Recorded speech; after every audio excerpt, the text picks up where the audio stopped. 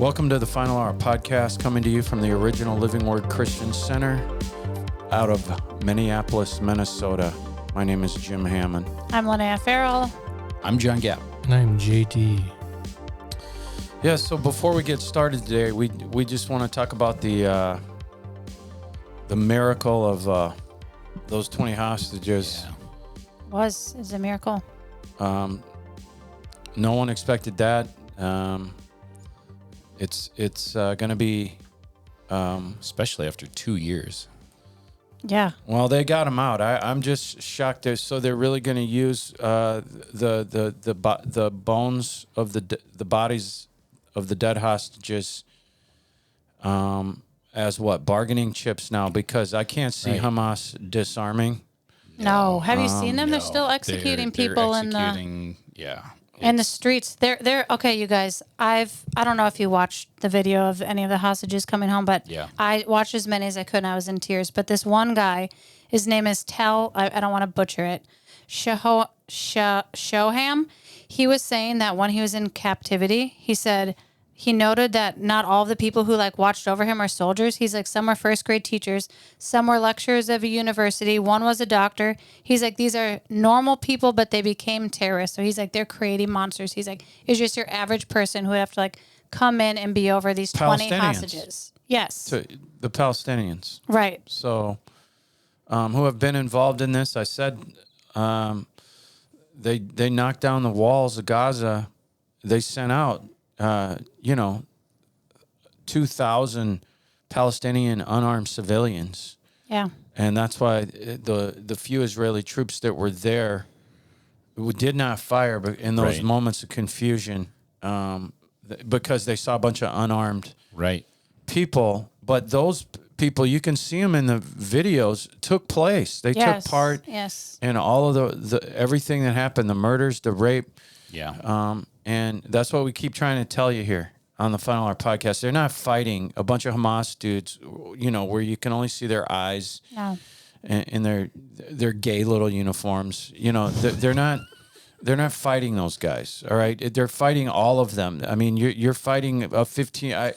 And you know what? I saw a shot of a Hamas kid. I swear he looked 12. Right. They had him all dressed up, but you could tell, and he was shorter than all the other guys. He's been indoctrinated since birth. And that's the way it is. Yeah. Look at the cartoons they watch. Look at what they're taught. As long as they're there, they're not going to have peace. No. You're going to get rockets flying. As soon as they get that place settled, if the Palestinians stay there. But remember, it's a 20-point peace plan. We're on point 2. Yeah. Of the 20. And honestly, if nothing else comes of this except the 20 hostages got to come home, right? Because the Bible says peace isn't going to end until the Antichrist comes, right? Yeah. Well, that's when peace in the Middle East, for 3.5 years. Security. The Bible says they'll say peace and security. It's been the phrase for the last 3 months at the UN. Peace and security. Peace and security. Not really peace or security for Israel, but they're chanting it all over.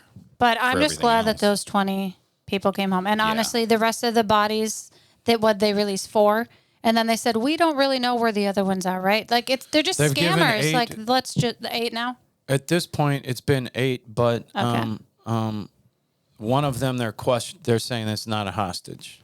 Well, do you remember when we were in Israel and that lady, what was her name? Her 2 kids. They said they brought her body over. And they were like, they tested the body; it wasn't hers, right? This father is waiting for his wife and his 2 kids to come home. They're bodies of them, okay? And he gets it, and it's not even their bodies. How traumatic. So then they send it back, and Hamas is like, haha, whatever. That's what we did. So then here's the real bodies. That's what they're gonna do. They're gonna play these games because they like to play mind games with these people. And I was listening to this one hostage. He wrote a book. It's called Hostage. His name is Eli. And he was explaining that when he was there, the people watching over him were asking him, why do you value life? Why do the Jews value life? And he was like, I realized they value death. Right. All their value is in death. And he's like, you cannot make peace with that mindset. If we value life and they value death, how do you meet somewhere in the middle? You can't. Because everything they do is they glory in it. Yeah, exactly. I don't know. Yeah. And I, these aren't, I don't know that you'll hear this, but the Israelis are suspecting more Hamas soldiers coming in. Yeah. And they believe they're almost like resetting up, Right. to where the Israeli army had to pull back. Right. We can pray for them to disarm. We can hope they disarm, but they're going to have to level. I feel like they're going to have to level that place. Yeah. And go in and get them. Rubble to rubble combat. Right. Tunnel combat, and which is one by one, and before they get them all. Yeah. But at least, hey, they don't really have any more bargaining chips. But you have to understand, to a Jew, to get the dead body or the deceased body of your loved one back is everything to a Jew. And Trump did make a comment about that, because he had reporters asking him, and a reporter, I don't know from what side it was on, right? But I'll say, I watched parts from like CNN, the talk show people, right? Most of them, I should say, gave Trump credit, which they should have. It was like how could you not, right? I know CNN, this one guy was like, there's so many in Hostage Square wearing mega hats singing "We Love Trump." And I was like, yeah, dummy. Of course. Like, look and see what Trump's doing for the whole world, and then like maybe you'll open your eyes. But anyways, Trump was saying to this reporter, they're like, well, what if Hamas doesn't do this? He's like, oh, Hamas will have to, we'll have an answer to Hamas. She's like, can you share that? He's like, I don't need to share what we're going to do, but they know that if they don't comply with what's been asked, there will be a consequence to them. It probably will be a bunch of the bunker busting bombs that'll get into those tunnels, and they just slam it for 4 days straight. Right.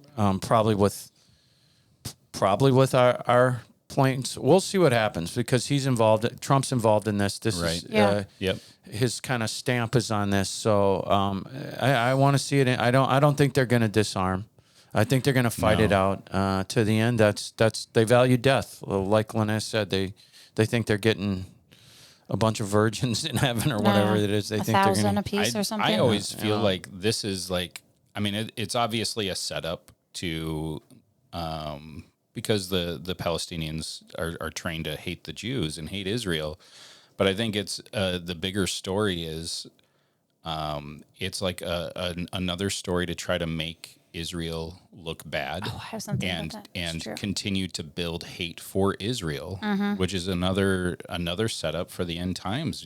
We're getting close, because the world is going to mount against Israel, and they keep just Ezekiel 38, which is not everybody, but then the Antichrist, and that's probably right after the rapture, and then the Antichrist there at the end of the tribulation does it again. It's all in the Bible. I do have a quick thing about what John said, because I read today this former Trump campaign manager, Brad Parscale, has officially registered as a foreign agent for Israel to run a $6 million digital campaign targeting Gen Z. Okay, this is according to The Hill. So he's going to help game algorithms. They're going to do 50 million impressions per month pro-Israel, right, on TikTok, Instagram, YouTube, podcasts, and more. He said because Benjamin Netanyahu said on camera that Israel must lean on social media as a weapon of influence. So that's what Charlie Kirk was trying to tell him. Exactly. And that's what they said. Like, this all goes back to like Charlie Kirk and being an advocate for like, you have to go to Gen Z and meet them where they're at. Gen Z. Because they're on TikTok all day, they are on TikTok. What they're seeing is for every pro-Jewish TikTok, every pro-Israel TikTok, you've got it's 18 to 1. It's 18 to 1, okay, against the Jews. And so, everybody that loves TikTok, and that's on it 7 hours a day, this is what you're going to believe, Get off your phones. So touch some grass. And as we go into this one here, this message, you have to understand that what this chapter does, what we're about to hit, the second half here of chapter 11, is completely validates the Bible. If you match it up with real history, I keep saying the Septuagint was already being distributed. The whole Old Testament was being distributed in the Greek language all around the world, coming out of the Ptolemy II, starting at 280 BC. And so what we're about to give you, it might be technical, but it is validating. It is validating those since this came out in 280 BC. All right, they were already in the silent time between the Old and New Testament. So you've got 280 years that have been prophesied a couple hundred years ago by Daniel, right? Yep. And it's all written down of everything that happened, right? Everything that happened. So this is why people come against Daniel and say it's impossible. It's too. How could anyone ever be that extremely accurate? With a prediction. We know it's prophecy from God. We know it's the breath of God. So this is why this chapter is so important. And we left off at verse 10. Now, what this is the silent years. 400 years between the Old and New Testament. And somewhere in there, 280 BC, you have the Septuagint being translated into Greek. You have the Hebrew Old Testament, book by book, being translated into the Greek language 280 years before Jesus came, right? Which was already being circulated when these things are happening. Right here, that history backs up. What I'm about to read you right here, Daniel 11:10, talking about the Seleucid dynasty in Syria, the Ptolemy dynasty in Egypt, Israel in between. 400 silent years of the Bible. The Bible prophesies it, and it lines up perfectly with history. For instance, Daniel 11:10, his son shall be stirred up, shall assemble a multitude of great forces, and one shall certainly come and overflow and pass through, and then shall he return and be stirred up even to his own fortress. So two sons are the king of the north, Seleucid II and Seleucid III. The two sons of the Seleucid II, the Seleucid dynasties. And these two sons this is talking about in history is Seleucid III and Antiochus III. Okay? And so that's who the Bible's talking about here, right here. And it matches up with history. You have the phrase, and one shall certainly come and pass through, is talking about Antiochus III, because his brother Seleucid III was poisoned by two of his own generals in a military campaign in Asia Minor. And it says in the phrase, verse 10, then shall he return and be stirred up into his own fortresses. It's saying that Antiochus III regained some of the territory that he lost to Ptolemy, that we mentioned in the last episode. From a secular point of view, Antiochus III is known as Antiochus the Great, all right, from history. This is not the same Antiochus that desolated the temple that we talked about a few weeks ago, Antiochus Epiphanes. We will get to that. It blows my mind that all this is in the ancient secular histories. Remember, this is the time we are in the verses of the Bible that are prophesying everything that happens 400 years between the Old Testament and New Testament. And it's crazy. And at 280 BC, these writings have been written they were just put together. They weren't written in 280 BC. They were written far before 280 BC, but the Old Testament was translated into the Greek language in 280 BC. The territory Antiochus III gained back, remember, this is a guy representing the king of the north. Yeah. Coming back at the king of the south, he gained a historical city by the name of Tyre. Tyre. He won that, right? He recovered a huge fortress called the Fortress of Seleucid that they had lost in one of these battles with the Ptolemy dynasty. Verses 11 and 12, the king of the south shall be moved with him with color, shall come forth and fight with him, even with the king of the north, and he shall set forth a multitude, but the multitude shall be given into his hand. And when he hath taken away the multitude, his heart shall be lifted up. He shall cast down many tens of thousands, but he shall not be strengthened by it. So these two verses are describing what they're describing is what happened in 312 BC. A large Egyptian army commanded by Ptolemy the fourth marched through Judea and was met by Antiochus in Lebanon. All right. And where these armies met, Antiochus routed Ptolemy's army. Antiochus captured Judean cities all over the place, east and west of the Jordan. And another engagement, which is documented in history, engagement, probably the most prolific of all these engagements between these two guys, Ptolemy IV, Antiochus III, was in the spring of 219 BC, the Battle of Raphia. It's just south of Gaza. Rafah. Rafah. It's still called Rafah today. All right. Why? Because it's in Israel. So this is why all this is in the Bible. Ptolemy IV was able to stop Antiochus, and he had an army of 70,000 men. Antiochus had an army of 60,000 men, so says history. Antiochus lost 10,000 infantry, 300 cavalry at that point. They signed a peace treaty, all right? Then Ptolemy IV took a tour of the eastern Mediterranean, taking a vacation. He stops by Jerusalem. Ptolemy IV goes into the temple, was about to enter the Holy of Holies. What a coincidence. Ancient history will tell you he suddenly was paralyzed. All right? So he was going to walk through that veil. Remember the veil that ripped when Jesus died? So you definitely had God stepping in at this point saying, you might be a great general, but you're not coming into my room. You know, that's what happened. Ptolemy IV gets back to Egypt. He starts an extermination campaign on the Egyptian Jews. He starts to kill all the Egyptian Jews because he tried to walk in the Holy of Holies in Jerusalem and he froze. Literally was paralyzed. I want you to notice here, we've talked about Judea, Gaza, one of these kings trying to walk into the Holy of Holies. So the Bible is prophesying everything that happens in Israel over the 400 years between the New and Old Testament, what is called the silent years. And it's just amazing. And remember, this was all written. It was put into the Greek Septuagint 280 BC. All this stuff was being written far before that in the Hebrew language. It was finally translated into Greek 280 before Christ. So let's just keep this straight here. The king of the north, the Seleucid dynasty, and that's Syria. They had more territory than that, but we're just going to keep it simple. King of the south, Ptolemy.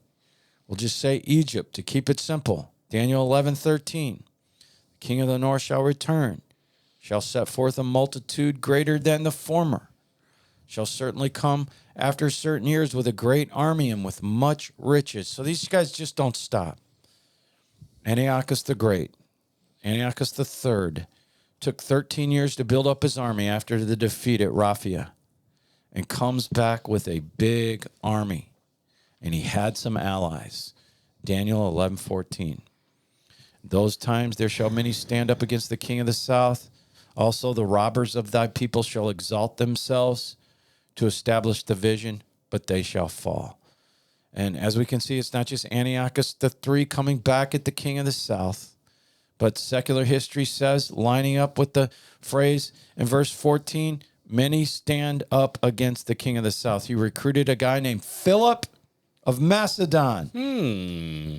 Interesting. Philip, not the original Philip, not Alexander's dad. All right. But interesting that Macedonia gets involved in this. That's a Greek state.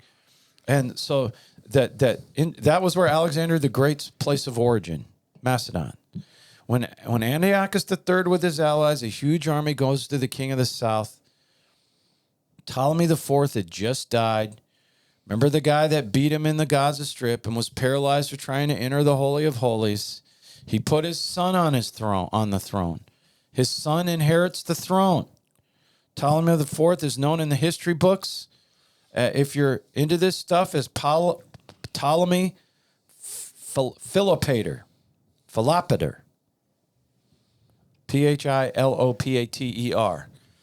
Ptolemy Philopater, or Ptolemy IV, died, and some scholars believe the boy was 12 years old.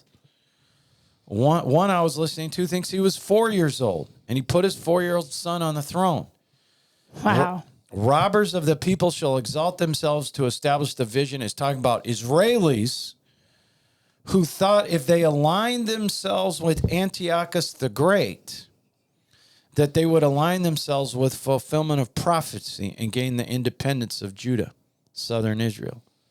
But all those Jews that helped out Antiochus died at the hands of the Egyptians or the king of the south. During all this time, here comes Rome. Rome is gaining steam. The Romans demanded that Antiochus give up all his conquests. So at the time, Antiochus did not feel he could overcome Rome. So he made peace with Ptolemy, and part of that peace was he was going to give his young son to Cleopatra. His young son to Cleopatra. His son would marry Cleopatra. This is not the same Cleopatra that was sleeping with Julius Caesar and Mark Antony. This is one of her ancestors. And so his son would marry Cleopatra when he was 10 years old. This all took place in Poor kid. 193 BC. 193 BC. And so at this point, the Septuagint Greek Old Testament has been circulated for basically 87 years. Daniel 11:15. This is talking about Antiochus the Great. So the king of the north shall come, cast up a mount, take the most fenced cities. The arms of the south shall not withstand, neither his chosen people, neither shall there be any strength to withstand. This is about Antiochus the Great, and one of the reasons they call him Antiochus the Great, because he rarely lost. He won a lot more than he lost, and we have him in verse 15 on the move, trying to recover parts of his kingdom that he lost, which was Judea. And you have the phrase, cast up a mount and take the most fenced cities, is telling us he had success. And we're seeing, just paraphrasing the end of the verse, neither shall there be any strength to withstand him. That refers to a famous battle where he defeated an Egyptian mercenary by the name of Scopas. And so I feel like it's important to point out, and this is something Guy talked about a lot during the Israel trip, is how important this land in Israel is for the trade routes from the south, coming from Egypt and Africa, coming from Europe, coming from Asia. It's like really strategic trade routes. And so it's interesting that little Israel keeps popping up in history because they're right in the middle of all the convergence of all the different dynasties and countries and continents, really. You really have to turn a corner to get from one continent to another. It has to be Israel. If you're going to go the fastest way, and you don't have a plane, right, or a ship, and you're going by land, and that's what made Israel so key. It really is if you look at it closely, it's a corner. You're turning a corner, and you can get all the way. You turn that corner, you go from Russia basically, all the way into Africa. You know. What are you doing over there? Nothing. Okay. Daniel 11. She's playing Snake on her Nokia phone. Daniel. Tetris. Look. Tetris. Wow. I'm just saying what we're reading was in the Bible. Yeah. And being circulated around the world before it happened. And all of this is backed up. The Ptolemies took amazing historical records, right? Daniel 11:16. But he that cometh against him shall do according to his own will, and none shall stand before him. He shall stand in the glorious land, that's Israel, which by his hand shall be consumed. So fighting basically over Israel, we just read, it talks about the glorious land. The phrase by his hand shall be consumed refers to Ptolemy bringing Judea back under his control. And so this is why this is in the Bible. You see Judea going back and forth between the Seleucid and the Ptolemy. You don't hear about these other these other generals, right? And from that split out of Alexander and got there.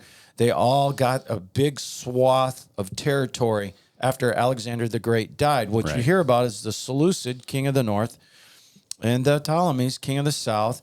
And from all these wars going back and forth, you have Jews in Judea being just reduced to extreme poverty, the Jews, all right? The land is so war-torn from these two dynasties. Verse 17, he shall also set his face to enter with the strength of his whole kingdom, and upright ones with him. Thus shall he do, and he shall give him the daughter of women, corrupting her, but she shall not stand on his side, neither be for him. Remember something earlier, when Cleopatra entered the picture, one of her ancestors, and marries Antiochus' young son, who is 10 years old. Antiochus was looking at this as a way to eventually annex Egypt, right? The phrase corrupting her refers to the fact that Antiochus the Great ordered her to spy in the Egyptian court for his interest. And we have the phrase, but she shall not stand on his side, neither before him, says that Cleopatra ultimately sided with the Egyptian court, inviting the protection of the Romans. And so Daniel 11:8, after this shall he turn his face into the isles, and shall take many, but a prince for his own behalf shall cause the reproach offered by him to cease. Without his own reproach, he shall cause it to turn upon him. Let me get this for you. Sometime before 190 before Christ, Antiochus III sets out with a fleet now to attack different islands of Asia Minor and Greece, and he suffered such a disastrous defeat at the hands of the Romans. So here comes Rome. What has taken place is Scipio, who was a famous Roman general. If you've ever studied Rome at all, you know who Scipio is. You see the phrase in verse 18, but a prince for his own behalf shall cause the reproach offered by him to cease. It's talking about Scipio. Isn't it interesting how you can find these guys in history? Yeah. The Roman general restoring the prestige of Rome, who had suffered it calls a reproach. In verse 18, because the Roman Senate failed to protect Egypt and Greece from Antiochus the Great and the Seleucid Empire. So now you have Antiochus going west with his armies, cross the Hellespont, like the Persian kings did, right. Attacks Thrace, one of those Grecian cities, which was one of those old Greek city-states. Right. Thrace was under control of Rome at the time, and hence enters the famous Carthaginian general, Hannibal. So this is Hannibal. Yep. Like, this is history. Think about this. Remember the guy that marched his elephants over the Alps in the middle of the winter and really just about brought Rome to their knees? Right. He really did. Hannibal convinces Antiochus III to attack Thrace, which is basically going after the Romans. Mm-hmm. So what he did, Antiochus, after he lost to the Romans, he had to give up all kinds of land, all kinds of tribute. Yeah. They would call it the equivalent of over $1 billion today. Verse 19, he shall turn his face toward the fort of his own land, and he shall stumble and fall and not be found. This is history. Get this. This is history. All right. So what it's saying is he turned back to his own land and started plundering his own temples in northern Syria, trying to get the money for the Romans. All right. You could say his defeat at the hands of the Romans ruined Antiochus the Great because upon the plundering of his own temples. Look, the phrase in 19, but he shall stumble and fall and not be found while plundering, refers to the fact that Antiochus the Great, while plundering a famous temple in northern Syria, was killed by a mob of enraged worshipers. So says secular history. So says the Bible. So ends the career of Antiochus III, the king of the north. Daniel 11:20. See what I'm saying? See how history explains how it happened. Well, here you have it being in the Bible, prophesied hundreds of years before that he would stumble on it, plundering his own land. Yep. Right? The Bible says it. So Daniel 11:20, then shall stand up in his estate a raiser of taxes in the glory of the kingdom, but within a few days he shall be destroyed. He's not destroyed in anger or in battle. Seleucus IV, the son of Antiochus the Great, succeeded Antiochus the Great. Seleucus IV is the next king of the north. 187 BC to 176 BC. So when this happened, what did that guy get? 9 years? Seleucus IV? Right? Not long. Oh, 11 years. 11 years. Yeah. He got 11 years. Guess what? This had already been circulated, right? For 87 years in the Greek Septuagint, and even longer before that in the Hebrew. The phrase "a raiser of taxes" refers to him raising taxes an astronomical amount to try to pay off the Romans, the money they owed. And so, after 12 years of rule, Seleucus IV, poisoned by his treasurer, Helodorus, and he fulfills his prophecy, says he didn't die in battle or in anger. Isn't that interesting? History will tell you Helodorus poisoned Seleucus IV, and the Bible says he didn't die in battle or anger. Hint, hint. Are you guys am I Yes. being clear here? Yes. Yes. Trying to match up the two things. Yep. Daniel 11:21. In his estate he shall stand up a vile person to whom they shall not give the honor of the kingdom, but he shall come in peaceably and obtain the kingdom by flatteries. Well, now we have a real interesting character, the vile person. It's talking about Antiochus Epiphanes or Antiochus IV. This is not the Antichrist in the tribulation. This is Antiochus IV, and it matches up with history. Isn't that interesting? A few chapters ago, you had Antiochus, this same guy they just brought up again, desecrated the temple. It speaks of in the earlier chapters in Daniel that we went over, and he put a statue of either Zeus or Venus, all right, inside the Holy of Holies in the Jewish temple. Wow. We talked to him about him being a type or a shadow of the Antichrist. Did we not? Mm-hmm. And it's very interesting. He comes in the same way the Antichrist comes in peaceably, obtains his kingdom through flattery, oratory skills. Wow. So there's the thing about butt kissers. Oh, yeah. Yeah, there is. There is. Flattery. Yep. Hold my tongue. Daniel 11:22. And with the arms of a flood shall they be overthrown from before him, and shall be broken.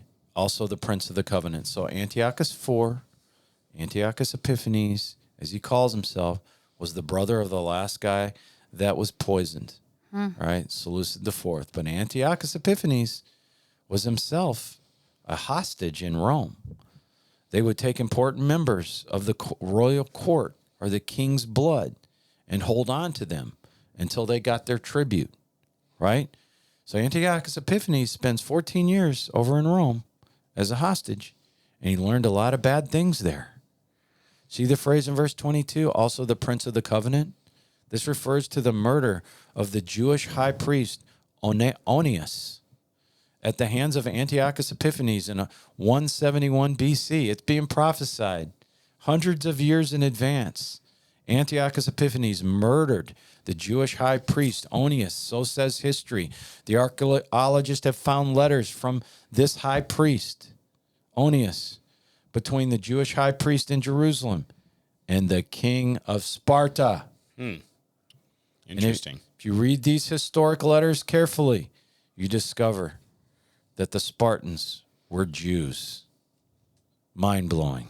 Wow. Mind-blowing. That's interesting. I didn't know All that. I'm saying is from the letters, the historical letters from the high priest in Jerusalem at the time that was murdered in verse 22, prophesied his murder. They have letters from this guy to the king of Sparta, revealing the fact that the Spartans are Jewish. Shocker. That is. I don't even Wow. know what to say Mind about blown. that because you know how many books I've read on the Spartans?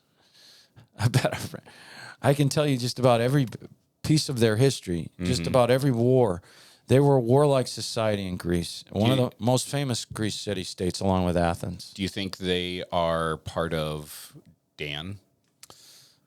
Because they're warring. Listen to and- this. They had a huge hand in thwarting the Persians. Yeah. to answer that question, in these letters, it's not only saying they were Jewish, they also identified themselves with the Jewish tribe of Dan. Oh, sweet. Didn't we go there? We did not go to Sparta. No, didn't we go to Dan? We went to Dan, Okay, yes. Yeah. Tell Dan. Well, Dan's and- controversial. Yeah. I mean, hasn't Dan been thrown out of the... Yes. Dan's not even in the... They're not in the 12 right No, now. they're not. They're not in the 12. They were because they were supposed to settle down south and be fighting the Philistines, but they and whoever else was there, and they said, we're kind of tired. We're going to Greece. And we're going to fight Dan. the Athenians for 200 years. And then there's lots of speculation that a lot of the Nordic people are actually Danites that continued north. Right. So Daniel, Interesting. the Nordic, the Vikings, they're all warlike. Yep. The Spartans, that's what they were all about. That's all they were about was war. And there's a lot of similarities in the religious practices. I mean, obviously you're corrupted and Right. whatever, but they're God, and it's pretty interesting. So sitting through all this, just that revelation should blow your mind. But Daniel 11, if you know anything about the Spartans, the Athenians, and all that, I'm fascinated with that history. Daniel 11, 23 and 24, but after the league made with him, he shall work deceitfully. He shall come up and he shall become strong with a small people. He shall enter peaceably even upon the fattest places of the province. He shall do that which his fathers have not done, nor his fathers' fathers. He shall scatter them, the prey and spoil and riches. Yea, he shall forecast his devices against the strongholds, even for a time. So what this is talking about, explaining these two verses, what this is saying is that which he does do, that which his fathers have not done, nor his fathers' fathers, he's robbing the richest places in the country. All right? He's robbed all the rich places in what we just read. And while this is going on with the king of the north, down with Ptolemy and the king of the south, Ptolemy the sixth and Ptolemy the seventh were in civil war with each other over Egypt. So that's what's going on down there. History will tell you, Daniel 11:25. He shall stir up his power and his courage against the king of the south with a great army. The king of the south shall be stirred up to battle. Here they go again with a great and mighty army, but he shall not stand, for they shall forecast devices against him. The king of the south has his mother die. All right? Cleopatra. The king of the north, Antiochus Epiphanes, tries to take advantage of the situation. He invades Egypt. Ptolemy, king of the south, is captured. Now you have Antiochus Epiphanes. He says, finally, Egypt is mine. So you've got a phrase saying, all shall forecast his devices against him. Refers to the fact to get his victory, Antiochus was bribing certain Egyptians in the Egyptian government that helped bring about the defeat of Ptolemy. Daniel 11:26. Yea, they that feed on the portion of his meat shall destroy him, and his army shall overflow, and many shall fall down slain. This verse is referring to is the members of the court of Egypt. Ptolemy, they were corrupted by Antiochus Epiphanes. He corrupted their court, and in the end, it caused the king of the south soldiers to walk out on him. So he did it. He did it through scandal. You know? Yeah. And now let me say that the Antichrist, this guy's a shadow of the Antichrist. He'll do it the same way. Daniel 11:27, both these kings' hearts shall be to do mischief, and they shall speak lies at one table, but it shall not prosper, for yet the end shall be at the time appointed. This is talking about the king of the south, the king of the north. They love each other now, but at the same time, they're plotting to ruin each other. It said these lies didn't prosper. The reason for that, history says, because Rome steps in. History will tell you. Rome steps in, demands things from both of the kings, which basically restricted them from each other or kept their armies at bay. And it's also saying in this verse with the very last sentence that it is not God's will for Antiochus Epiphanes to take over Egypt. And God actually used Rome to talk him back. All right? Verse 28. You falling asleep, Linnea? Nope. Then shall he return into his land with great riches. His heart shall be against the holy covenant. He shall do exploits and return to his own land. What verse 28 is saying is Antiochus Epiphanes returns to Syria with great riches from his invasion of Egypt. But he was greatly angered against the Jews because he heard that the Jews celebrated. When the Jews got misinformation, they thought Antiochus was killed, and they celebrated, and they got the wrong information. Antiochus hears that. He breaks his covenant that he has with Judea, okay? Because he got mad because they celebrated, because they got bad information that he had been killed. So he got mad about that. Daniel 11:29. At the appointed time he returns, comes toward the south. It shall not be as the former or as the latter. The ships of Shittim shall come against him. Chittim. Therefore he shall be grieved and return and have indignation against the holy covenant. So shall he do. He shall even return and have intelligence with them that forsake the holy covenant. This is saying in the second campaign against Egypt, Epiphanes was less successful because he ran into the ships of Shittim. You know who that is? The Roman Navy. Within these two verses, it's matching up with history. What it's saying is the intimidation of the Romans caused Antiochus to turn back to Syria. The word Chittim, Chittim, in verse 30, the ships of Chittim is found in the Dead Sea Scrolls. Chittim is found in the Dead Sea Scrolls as a reference to the people of the Mediterranean island of Cyprus. Wow. Okay? Nice. Yeah. Isn't that interesting? Mm-hmm. And we know from history the Roman fleet sailed from Cyprus to Egypt. Isn't that wild? Yeah. History will tell you. They sailed from that island, from Chittim, Cyprus, to Egypt in order to stop Antiochus. Are you getting what the Bible just prophesied? Chittim is talking about Cyprus. Well, gee, what a coincidence. The Bible is prophesying many years in advance. This happens way after Daniel writes the book of Daniel, that the ships will sail from Chittim, which is Cyprus. After being dominated by the Roman Navy, he returns to Syria, a very angry man. He takes his anger out on the Jews, and that's what happens in verse 30, means have indignation against the Holy Covenant. It's after he returns from that Roman defeat. Daniel 11:31, and arms shall stand on his part, and they shall pollute the sanctuary of strength, and shall take away the daily sacrifice, and they shall place the abomination that maketh desolate. So he takes his anger out on the Jewish people, walks in there with his army. We've talked about this, desecrates the temple, did a number of things. He told the Jews they could not sacrifice anymore. They could not circumcise their baby boys. If they found a circumcised baby boy, they would cut off the baby boy's head and make the lady wear the baby boy around her neck like a necklace, right? If they found a circumcised baby boy. This phrase in verse 31, abomination that makes desolate, is historical. I have a lot of questions about that. This is Antiochus the fourth, Antiochus Epiphanes. He made it illegal at the risk of death to read the Torah, the Old Testament. If they were caught reading their Bible, they were executed. He slaughtered a pig on the holy altar of Jerusalem. He erected an idol of Zeus or Venus in the Holy of Holies.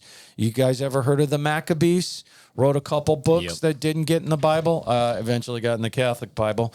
Powerful Maccabean family. The Maccabees revolted, raised an army after he desecrated the temple. It took 3 years to throw the Seleucid Empire out of Judea and Jerusalem. Antiochus Epiphanes put the idol of Zeus up in the Holy of Holies on his birthday, right? Wow. And so after the Maccabees push Antiochus Epiphanes out, they cleanse the temple, rededicate the temple, and to this very day, the Jews celebrate that rededication of the temple. It's called Hanukkah.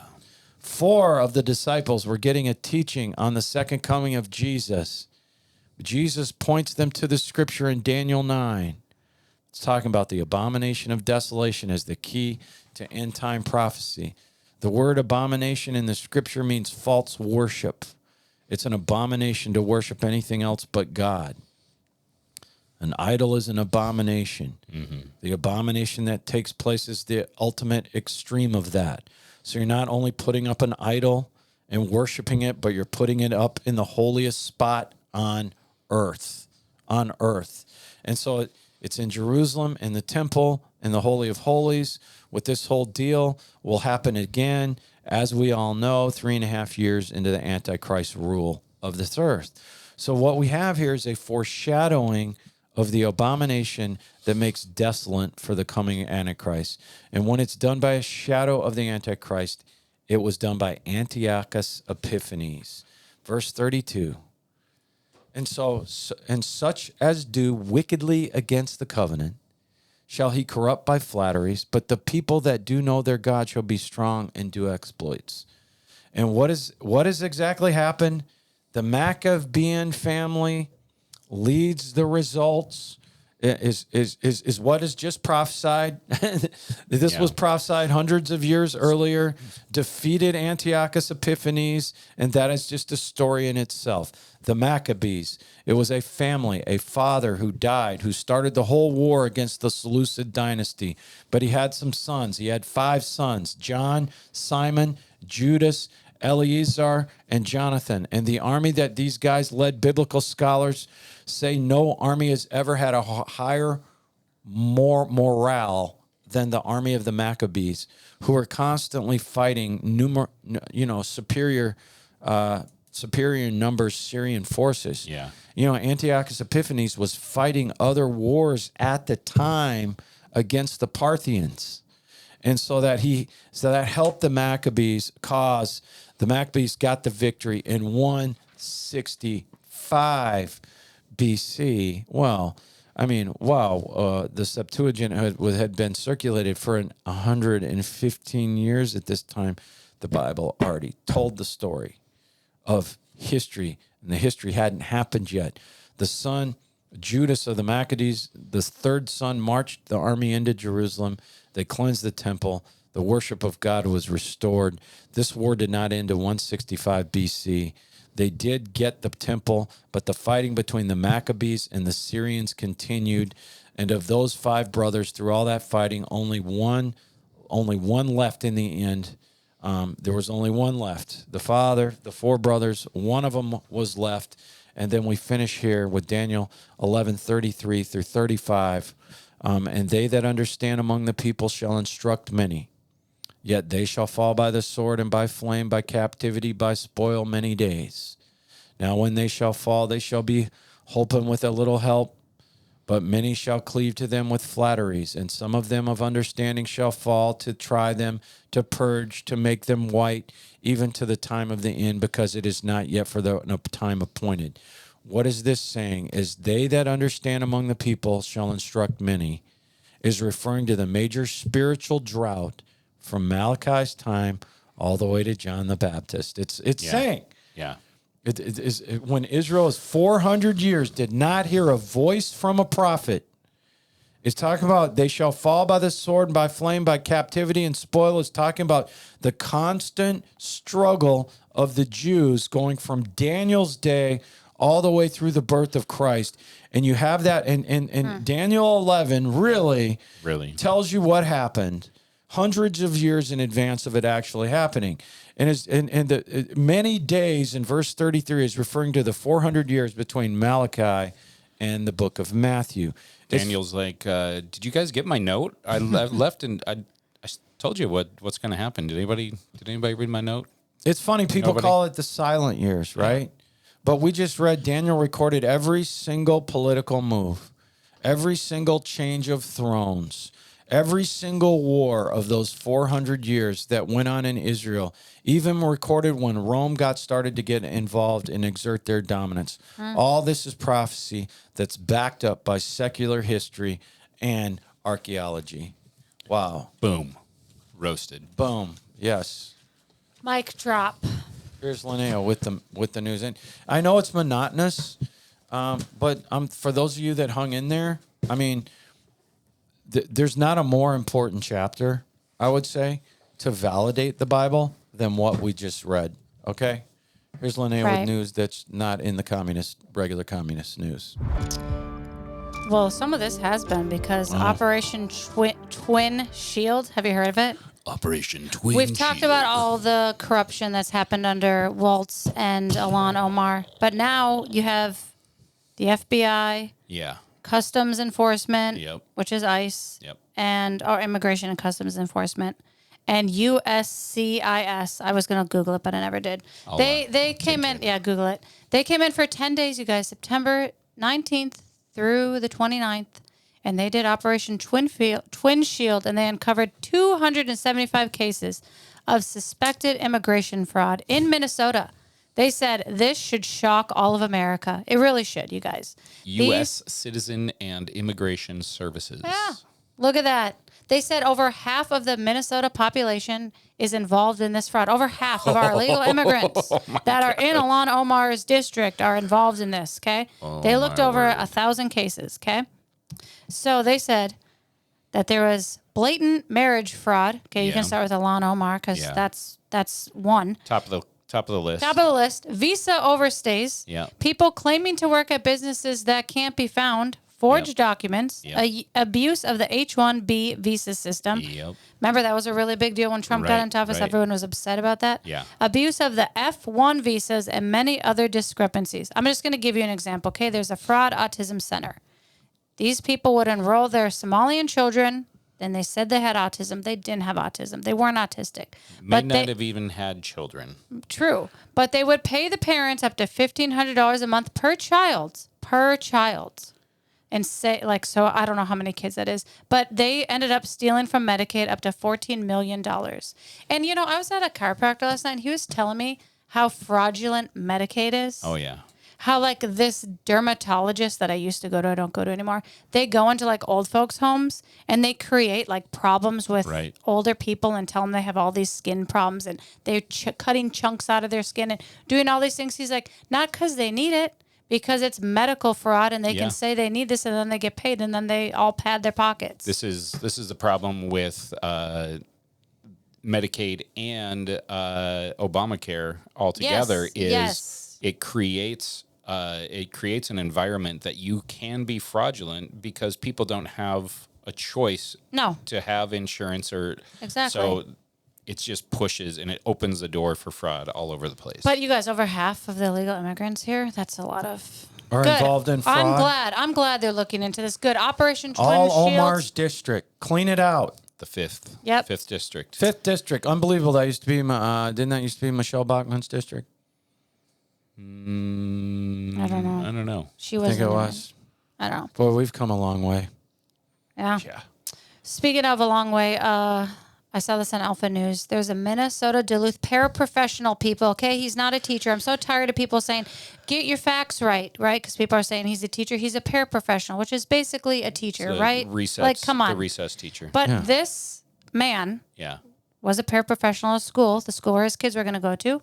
He goes into the meetings, and it's called gender mapping. Okay, in case you don't know that, like, here's a little format of you. You're a boy, but you want to be a girl. And you might not like feel like such a girl today. You might kind of feel like a boy. So you kind of say like, I feel like a girl, but I kind of feel like masculine a little. So they're teaching these kids this. So he's like, this person who's bringing him in and teaching him all this gender mapping BS is like, we can start this as early as kindergarten.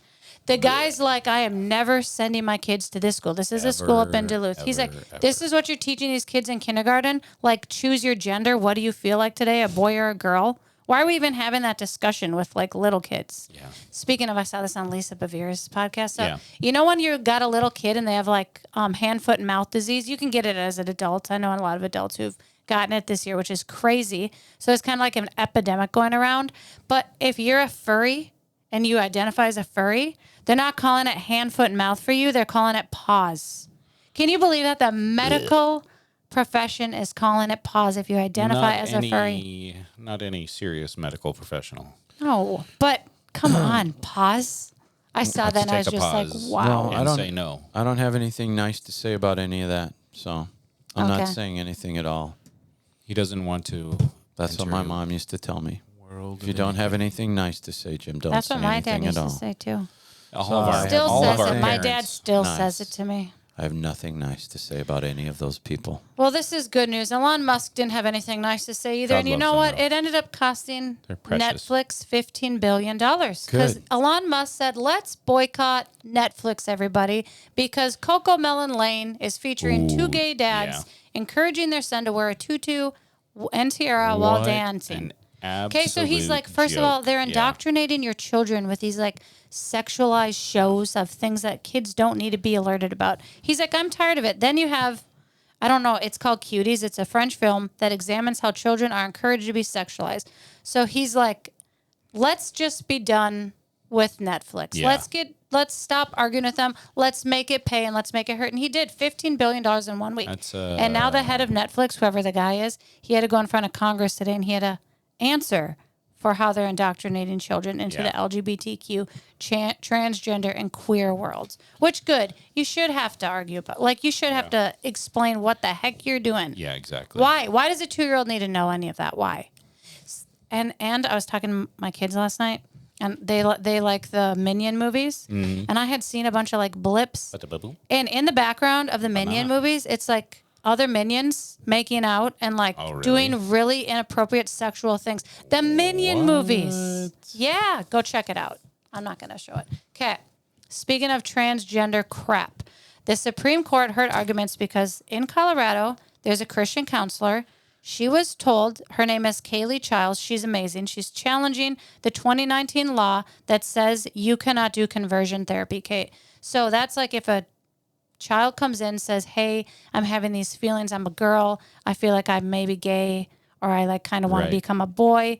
You're not allowed to say, I think this is a mental issue. Nope, you're not allowed to ask any question about that. Right. You have to affirm this child and tell them, yes, I'm sorry that you're in the wrong body. What should we do about this? So this lady's like, you are violating everything that talk therapy is, and you're viewing you're tying my hands down now. I don't have freedom of speech in my practice, okay?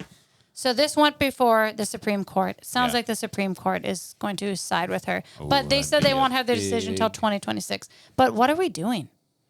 Colorado law is saying you're not allowed to tell somebody. You're not allowed to have a conversation about that. Can you have a conversation with them about anorexia? Like, yes. You know, but if are these other things, but all of a sudden this is some sort of protected thing of you can't help them with this dysphoria issue. And I saw this lady, and I was near tears. She was a woman. She transitioned to a man, and now she's detransitioning. Yeah. Okay, this has been over the course of like the last 8 to 10 years that this has happened with her. She's like, I've now ruined my body. I'm in a body that I don't like anymore. I did top and bottom surgery.